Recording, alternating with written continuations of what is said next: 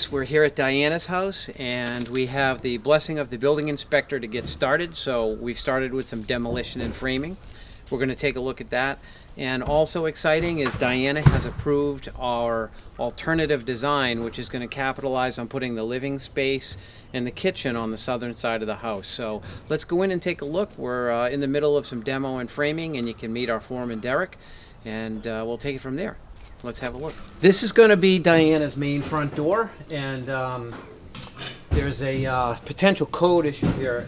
As you look, it's not very high, but the width is just as important for fire code, egress, and so forth. So we're going to check with our building inspector here in town. Hopefully this is grandfathered in, because it would be a pretty big deal to take out these cement stairs at my feet and try to widen the door and so forth. So hopefully we'll get this door squared away. That's a hanging chad, if you will. We're trying to sort that out.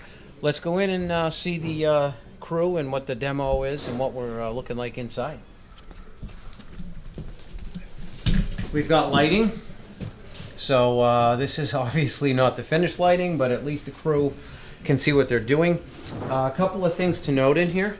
If you look down on the floor, this orange old, almost like a linoleum product, was tested and there is asbestos in it. So when you run into hazardous materials such as asbestos, you need a specialized company who's licensed to deal with that, or you can cover it up. So in this case, we're going to pull out the framing, leave this floor down, and put a plywood subfloor right over it. It'll be encapsulated. You'll never have to worry about it again.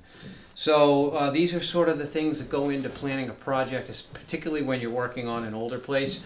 You want to look for lead paint, you want to look for asbestos, and you want to look for any other potential hazards that could be hazards to either our crew, to the environment, or to the folks that are going to be living in here. So that's how we dealt with this. You can see if you come around here, we've got just a hint at the future of the beautiful sunlight that's going to stream into this place. You can see we've taken down a wall here between two pieces of asbestos. Again, this is going to get patched and blended. But more importantly, you're starting to see how open this is going to be. It's a very cold day today, but sunny.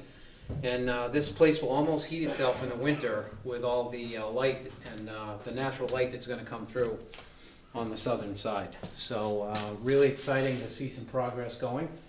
Above me here, if you could pan up, Rich, we're going to cathedral this ceiling. We're going to add in, take this wall out and add an engineered beam and open this all up and add skylight. So it's going to be just a wonderful look when it's done.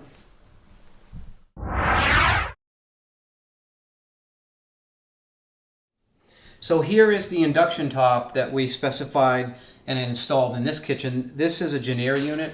All of the brands are wonderful. We've put dozens of these in for our clients in the last couple of years, and they love them.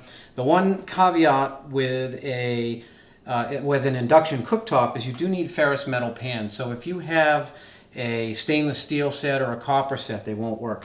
The technology works as such that it reacts with the ferrous metal. Well, what's ferrous metal? Anything that a magnet will stick to is ferrous metal. So in this case, we have some wonderful pans that work well on this.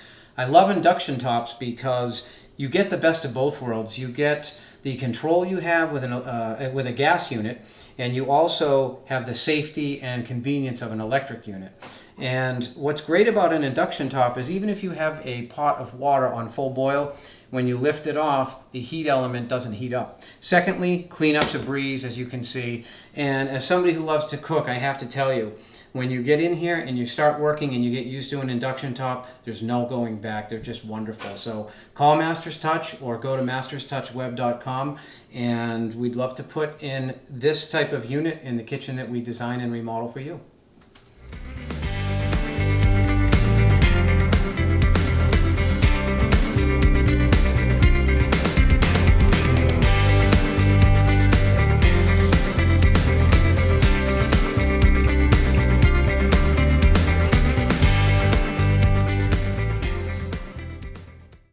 This is Derek. Everybody meet Derek. Derek, say hi. Hi.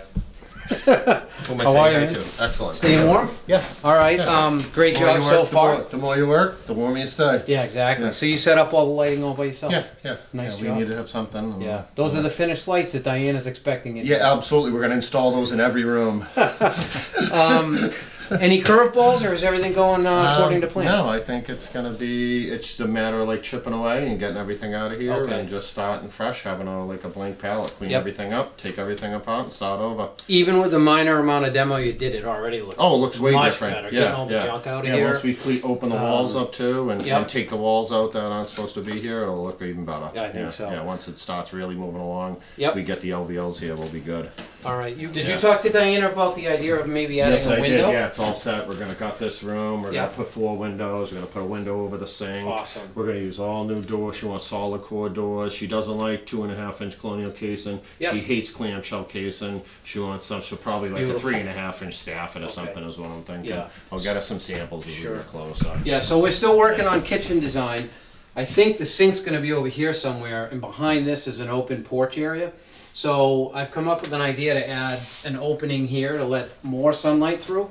And then if you look over here, this will be sort of a porch area.